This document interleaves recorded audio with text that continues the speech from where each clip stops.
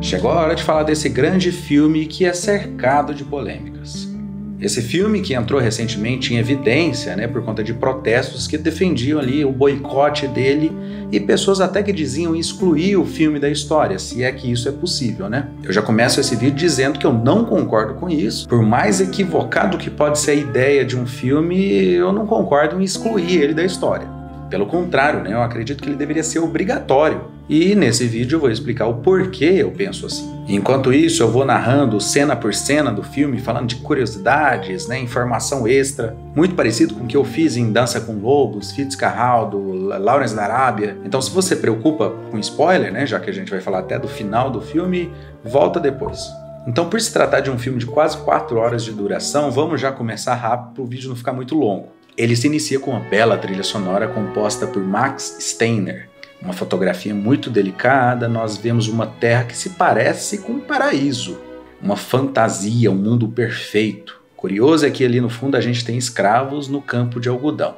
Logo surge na tela o seguinte: houve uma terra de cavalheiros e suas damas, senhores e seus escravos, onde o galanteio fez a sua última mesura. Ou seja, nessa terra escravocrata, onde o galanteio fez a sua última reverência. Quando acusam esse filme de revisionar as histórias, isto é, modificar o que a gente sabe sobre história escravocrata, isso não é uma teoria da conspiração, fica claro logo no início. Em menos de 5 minutos, antes mesmo da primeira linha de diálogo, nós já entendemos que o filme pretende mostrar que os escravos não sofriam. É uma terra bela e justa, onde o galanteio fez a sua última mesura. Após isso, apresenta a nossa protagonista, a Scarlett, interpretado pela ótima Vivien Leigh. Ela tinha transtorno bipolar e por isso foi considerada pelos diretores como uma atriz muito difícil de lidar, já que naquela época a ignorância sobre esse assunto era maior do que qualquer coisa. Ela iria morrer 20 anos depois dessa gravação por conta de tuberculose.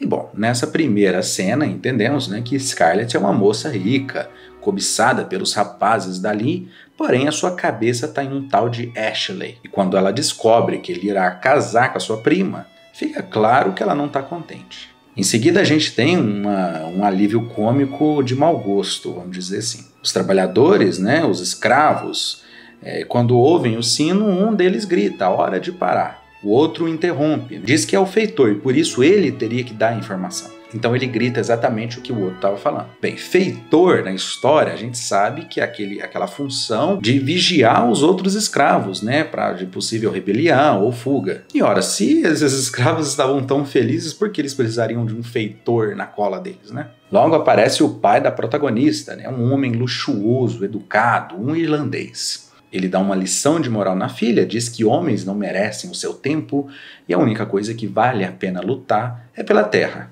E com uma bela fotografia, a trilha sonora marcada no fundo, esse momento é épico, Uma linda cena com um aprendizado um tanto conservador.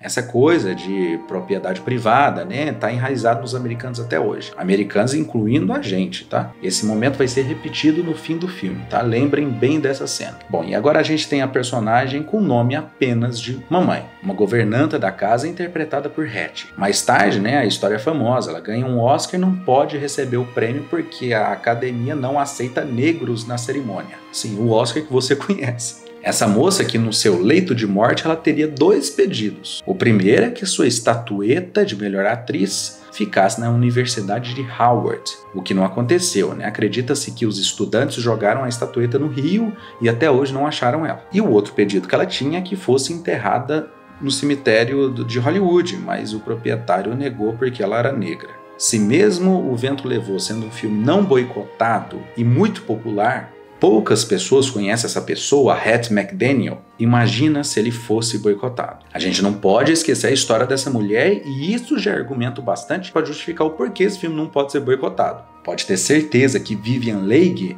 não será esquecida se esse filme desaparecesse amanhã. Clark Gable muito menos e o diretor. Mesmo se O Vento Levou sumisse, ele ainda teria 40 filmes em sua carreira, junto com O Mágico de Oz e Joana d'Arc.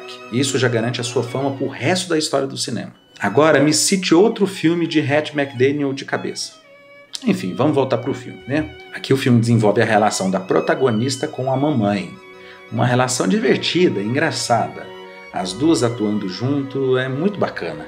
A mamãe tentando convencer ela de almoçar e colocando a roupa nela direito. A Scarlett teimosa, né? Diferente das suas irmãs, ela é uma moça agitada. Então temos a cena do baile, conhecemos o seu amor, Ashley, junto com sua noiva, sua prima. Mas Scarlett é implicante, ela fica tentando passar ciúme nele com os outros homens, mas só consegue chamar a atenção desse tarado aí. Na verdade, ela consegue chamar a atenção de vários outros tarados, menos o homem que ela é interessada. Seu olhar de inveja e de satisfação é ótimo. As cenas de transição desse filme é inquietante, tá? Vamos combinar. O filme quer que a gente preste atenção que Scarlett está saindo da cama escondida para bisbilhotar a reunião dos homens, mas o que chama atenção mesmo é essa injustiça aí. E os homens falam sobre a guerra que vai se iniciar. O filme não explica, até porque esse episódio ele é muito conhecido nos Estados Unidos, né? Ele é o mais popular da história de lá. Mas, resumidamente, ele foi um período histórico, né, da história americana que separou o país em dois, norte e sul. O sul que não concordava com o fim da escravidão e o norte que concordava. O norte sendo liderado por Lincoln e o sul pelo General Lee. Não preciso nem dizer de que lado os personagens desse filme estão, né? Lembrando que o General Lee, o comandante do sul, né, contra o fim da escravidão, é um símbolo até hoje para eles lá. Existe um carro chamado General Lee com a bandeira do Exército Confederado em cima. Apesar que recentemente eu acho que eles tiraram a bandeira confederada em cima do carro. Johnny Cash tem uma música também chamada General Lee. E para quem diz que na verdade essa música é um tributo ao carro e não à pessoa, né? Johnny Cash tem uma outra música chamada Deus Abençoe General Lee.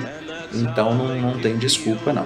No filme, depois da conversa sobre a guerra, sobre a tensão, Scarlett encontra Ashley em um quarto e se declara para ele. Claro que ele a ignora. Diz que vai se casar e ela deve parar com essa patifaria. E é nessa confusão que ela conhece pessoalmente o tarado, né, o Rat. E a sua primeira fala define seu senso de humor. O diálogo deles é afiado, é muito divertido ver eles conversando entre si. E assim a guerra explode. Fica claro a burrice dessa galera, né? Já que eles fazem uma festa ao descobrir que a guerra começou. Ao ver Ashley e todos os outros homens partindo para a guerra, ela toma uma decisão maluca. Ela pede para se casar com o primeiro homem que ela vê à frente. Sua expressão fala tudo. Ela faz isso para implicar a Ashley, mas não funciona, né? Com um corte seco, uma carta militar revela que seu novo marido morreu assim que chegou no campo de batalha. Tá na cara que ela não tá nem aí para isso.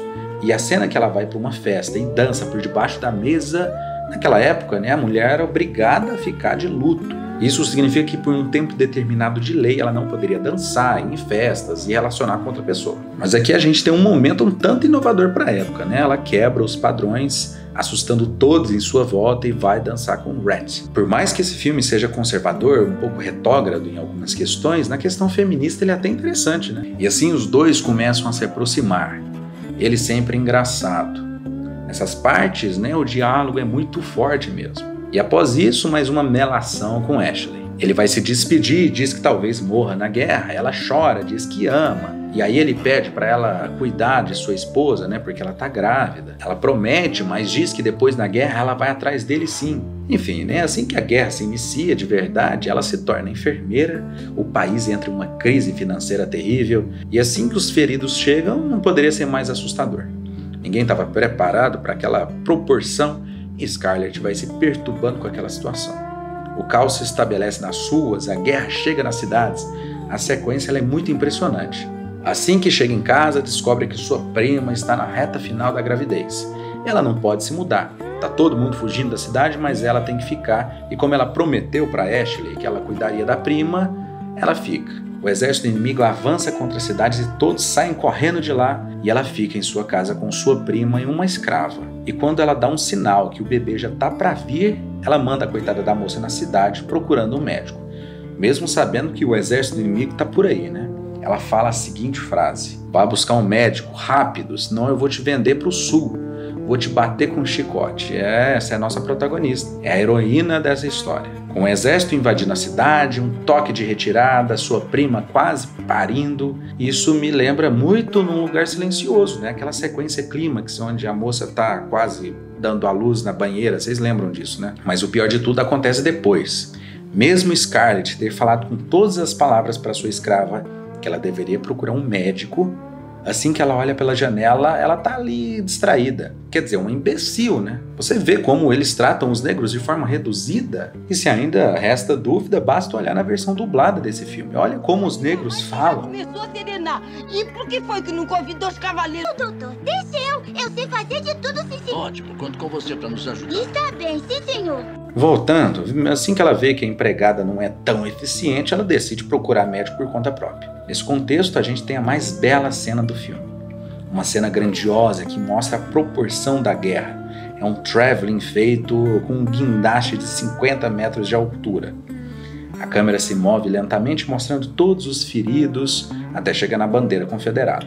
E claro, né, esse exército estava lutando contra o fim da escravidão. Como a gente vai se sensibilizar por aqueles que foram idiotas o bastante para sair de casa para lutar por uma causa dessa?